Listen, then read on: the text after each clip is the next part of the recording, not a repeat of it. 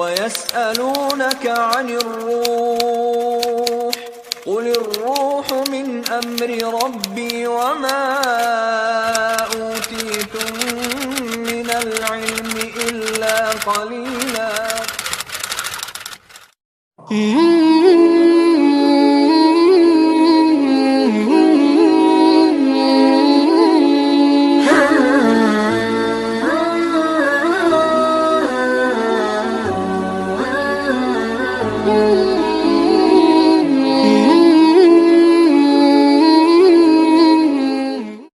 Psikologi agama dalam Islam merupakan corak psikologi yang berlandaskan citra manusia yang mempelajari tentang pola perilaku manusia, kepribadian manusia yang berinteraksi dengan dirinya sendiri, alam sekitar, dan alam kerohaniannya dengan tujuan meningkatkan kesehatan mental dan kualitas keberagamaannya, yang pada intinya lebih membahas pada kejiwaan pada diri manusia menurut ajaran Islam yang berlandaskan dari sumber yang formal yaitu Al-Quran dan hadis Nabi Muhammad.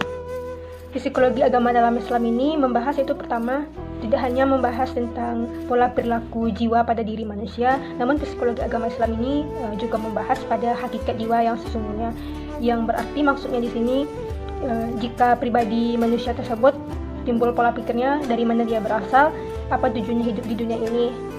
Yang kedua yaitu psikologi Islam ini syarat akan ilmu etik, yaitu karena tujuan hakiki psikologi agama Islam ini adalah untuk merangsang diri agar mampu membentuk kualitas diri yang lebih sempurna untuk mendapatkan kebahagiaan hidup di dunia dan di akhirat. Dengan adanya psikologi agama dalam Islam ini, jiwa pribadi manusia dapat membentuk jiwa yang sesungguhnya atau kualitas diri yang lebih baik daripada sebelumnya untuk mendapatkan kebahagiaan hidup di akhirat nanti. Yaitu yang ketiga, yaitu corak psikologi yang berlandaskan pada citra manusia menurut ajaran Islam, bagaimana jiwa atau kepribadian seseorang itu membentuk pola perilaku sebagai ungkapan interaksi dari diri sendiri, alam sekitar, jiwa kerohaniannya dengan tujuan nantinya untuk meningkatkan kesehatan mental diri pribadi manusia dan kualitas keberagamaannya. Psikologi agama dalam Islam memiliki beberapa urgensi. Yang pertama yaitu dapat menyeimbangi dunia dan akhirat. Di dalam pendidikan agama Islam pasti diajarkan bagaimana gambaran dari akhirat nanti, bagaimana manusia harus menjalankan amanat kehidupan yang baik untuk mendapatkan hadiah yang terbaik di akhirat nanti. Nah, salah satu kajian dari teori ini, dari pelajaran ini, yaitu menjelaskan mengenai psikologi agama di dalam Islam. Lalu yang kedua, menjelaskan agama secara logika. Maksudnya di sini ada beberapa orang mungkin khususnya dalam pendidikan agama Islam masih belum paham dan merasa bingung dan menganggap banyak yang tidak masuk akal. Misalkan dapat kita contohkan, doa dapat mengabulkan permintaan, padahal secara logikanya tidak masuk akal. Namun disinilah keunikan dari mempelajari psikologi agama dalam Islam. Yang ketiga yaitu mengajarkan dengan tepat.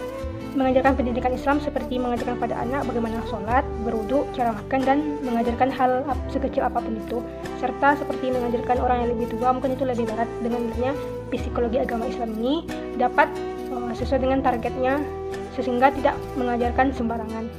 Yang keempat yaitu meningkatkan iman. Psikologi membicarakan mengenai sesuatu yang tidak terlihat atau batiniah, sedangkan agama juga berada di titik yang sama dengan psikologi. Tentu psikologi agama dalam Islam kita membantu banyak orang yang merasa kurang iman dan tidak tenang batiniahnya bisa belajar pendidikan psikologi ajaran Islam ini.